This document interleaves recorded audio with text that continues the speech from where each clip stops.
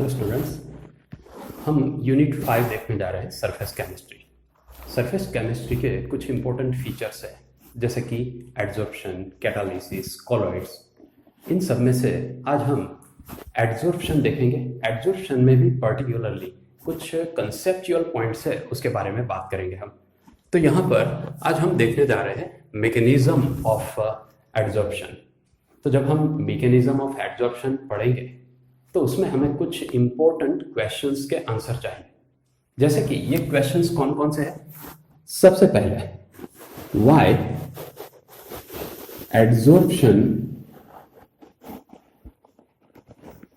Takes place.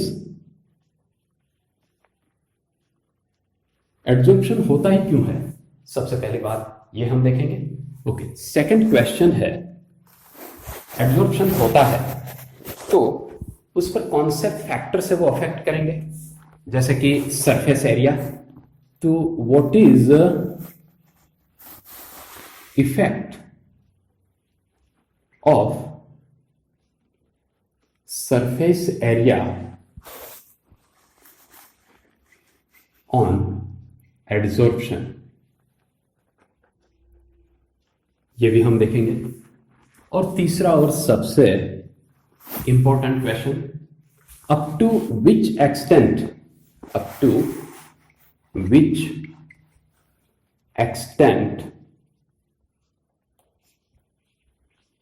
adsorption continue।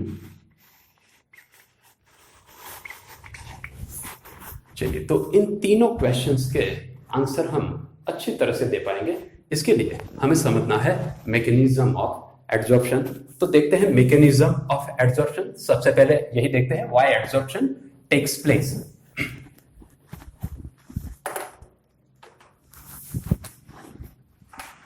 चलिए, adsorption क्यों होता है, तो उसके लिए सबसे पहले नॉर्मली एज ए एडजॉर्बेंट क्या क्या होता है हमारे पास, समझ लो। ये है सॉलिड एडजॉर्बेंट, या तो फिर हमारे पास होता है लिक्विड एडजॉर्बेंट।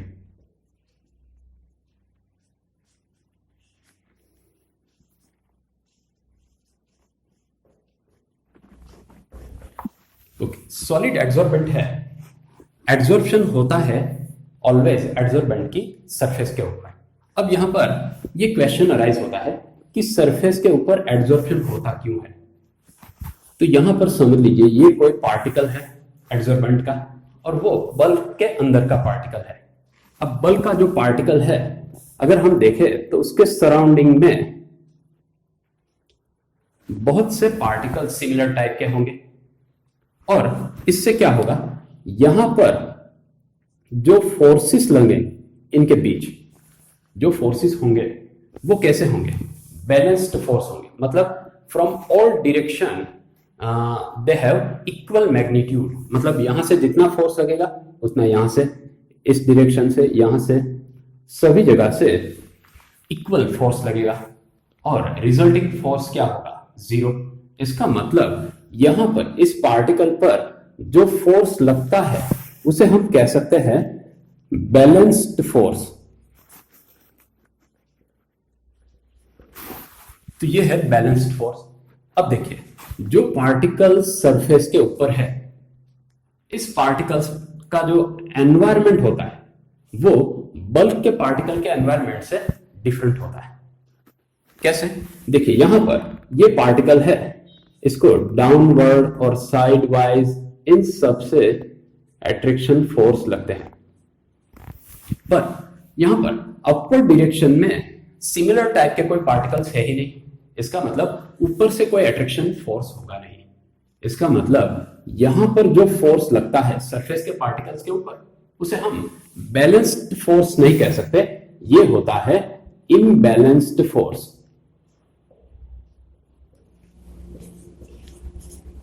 ये कैसा फोर्स है?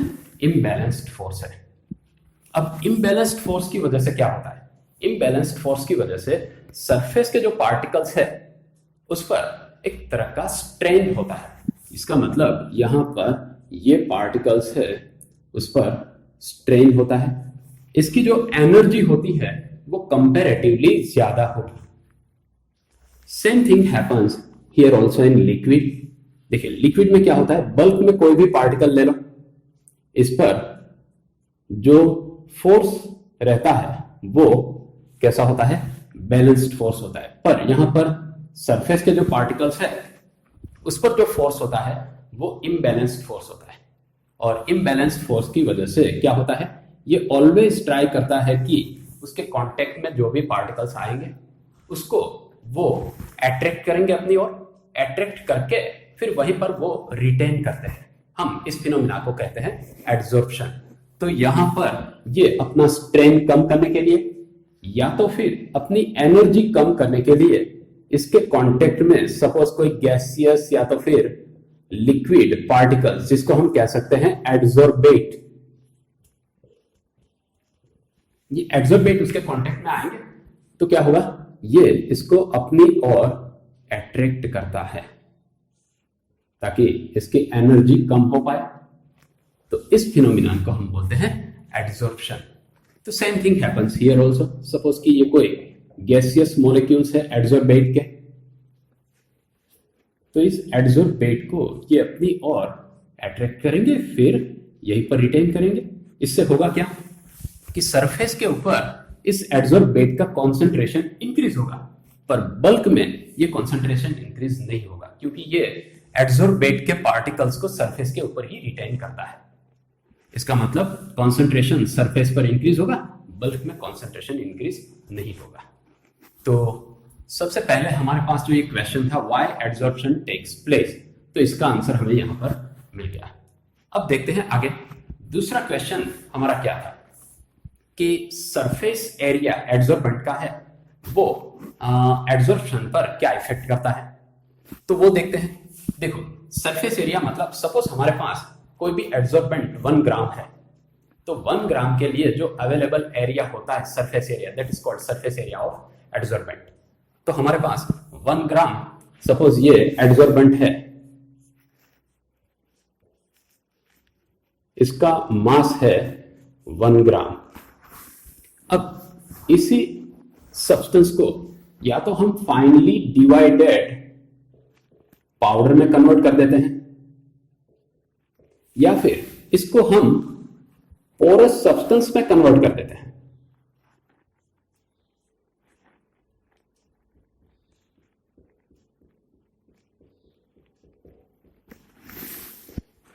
तो क्या होगा, डेफिनेटली सरफेस एरिया है वो यहां पर इंक्रीज होगा।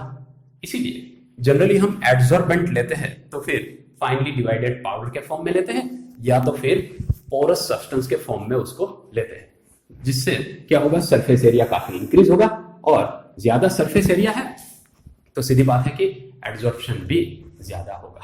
तो ये इफेक्ट करता है सरफेस एरिया। ओके, अब आगे बढ़ते हैं। हमें लास्ट और काफी इंपॉर्टेंट क्वेश्चन है, उसका आंसर चाहिए। तो थर्ड क्वेश्चन क्या था हमारा, थर्ड क्वेश्चन है वो इस तरह से था कि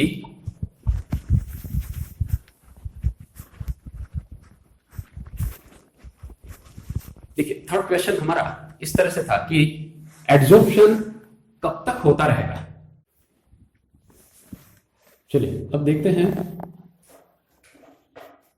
delta G is equal to delta H minus T delta S, इसको हम कहते हैं गिब्स हेल्महोल्ट्ज इक्वेशन। तो यहां पर हमें डेल्टा जी मतलब गिब्स फ्री एनर्जी है, डेल्टा एच एंथैल्पी चेंज है, T absolute temperature, temperature in kelvin, और डेल्टा एस ये है एंट्रोपी चेंज।